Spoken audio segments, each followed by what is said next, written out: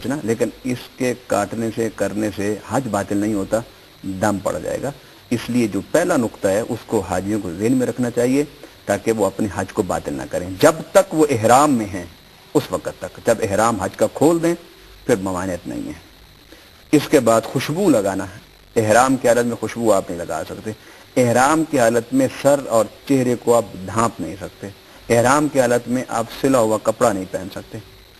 और इहराम की हालत में आप किसी दूसरे मुहरिम जिसने इहराम बांधा हुआ है उसके सर को मूंड नहीं सकते। बाद दफ़ा एक दूसरे को साथी वहाँ कह देते हैं कि यार मेरा सर मूंड दे, क्योंकि हजाम की दुकानों पर बहुत ज़्यादा रश होता है। और अक्सर जब हम हज अदा करते हैं तो अक्सर हाजी जो जानते हैं इस काम को वो एक दूसरे की हेल्प करते हैं। लेकिन इहराम की हालत में अगर दूसरा इहराम की हालत में है तो उसका सर मूंडना या उसके बाल काटना ये सख्त मना है। ये चीज़ें हैं जिनसे हाजी ने बचना है। और शिकार भी नहीं करना, कोई जानवर शिकार नहीं कर सकते, शिकार खेल नहीं सकते हज के दौरान। ये चीज़ें हज के दिनों में इहराम की हालत में ये मना है। अस्सलाम साहब, हज एक बड़ा अहम हमारा रुकन इस्लाम का। आपसे ये जानना चाहूँगा कि वो कौन से माशी और माशरती पहलू हैं हज के, क्योंकि सारी दुनिया से तशरीफ लाए हुए मुसलमान एक ही प्लेटफॉर्म पर एक ही जगह पर इकट्ठे होते हैं। वो क्या पहलू हैं जिनसे हम मुस्तफीद हो सकते हैं इस्लाम और हज के हवाले से? नबी पाक सल्लल्लाहु अलैहि वसल्लम ने जो हज फरमाया वो आपका पहला और आखिरी हज था, जिसे हज्जतुल विदा कहते हैं। हज्जतुल विदा में नबी पाक सल्लल्लाहु अलैहि वसल्लम ने जो गुफ्तगू फरमाई उससे हज के जो बुनियादी मकासद हैं वो बिल्कुल वाज़ेह हो जाते हैं।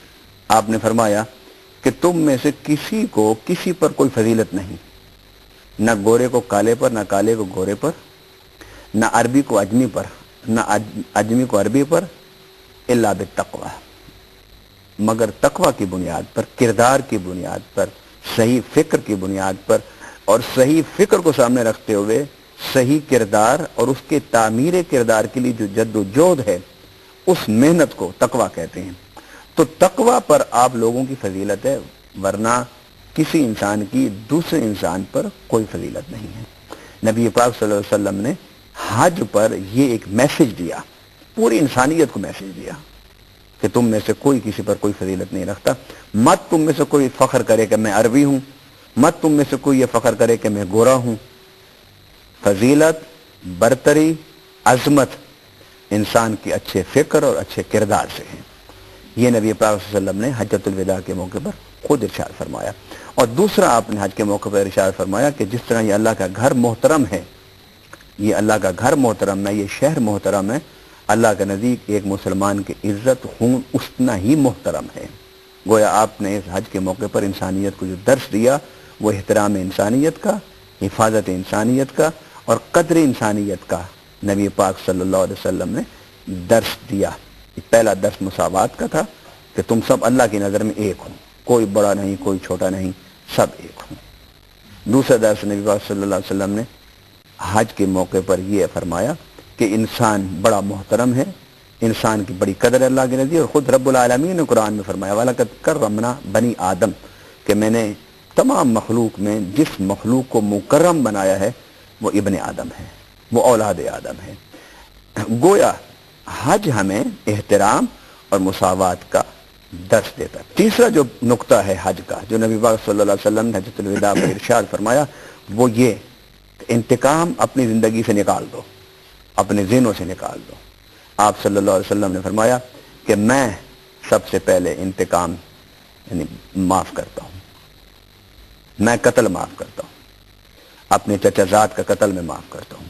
हजूर सल्लम ने माफ कर दिया। और इंतकाम के अमल, इंतकाम की सोच, इंतकाम का रवैया, इसकी नबी वसल्लम ने मुखालफत फरमाई। ना सियासत में इंतकाम, ना अदालत में इंतकाम, ना मईशत में इंतकाम, ना माशरत में, ना तालीम में, किसी भी मैदान में इंतकाम नहीं कि आप किसी इंसान को बुनियादी ज़रूरतों इसलिए महरूम कर दें कि आपका और इसका किसी वक्त इख्तिलाफ हुआ था, ये आपका और इसका किसी वक्त झगड़ा हुआ था। ये इंतकाम है। हज का पैगाम ये है कि हमें अपने ज़हनों से, अपने सोच से इंतकाम की सोच को खुर्च के निकालना होगा। बहुत शुक्रिया अल्लामा साहब कि आपने हमारी रहनुमाई फरमाई हज के हवाले से। इस प्रोग्राम में हम ईमेल्स भी शामिल करते हैं। آج کے اس پروگرام میں تھوڑا سا بھی وقت ہے، میں یہ چاہوں گا کہ ایک آدھ ای میل ہم اس میں شامل کر لیں. پہلی ای میل ہم لیتے ہیں.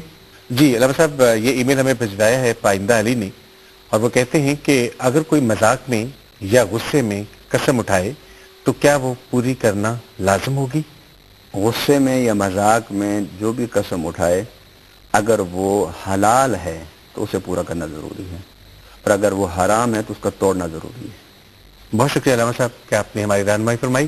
آپ بھی اگر ہمیں ای میل بھجوانا چاہیں تو اس کے لیے بڑا آسان سا ہمارا ای میل ایڈریس ہے info@rasool یعنی INFOSHAFAATRASWL info@rasool@yahoo.com.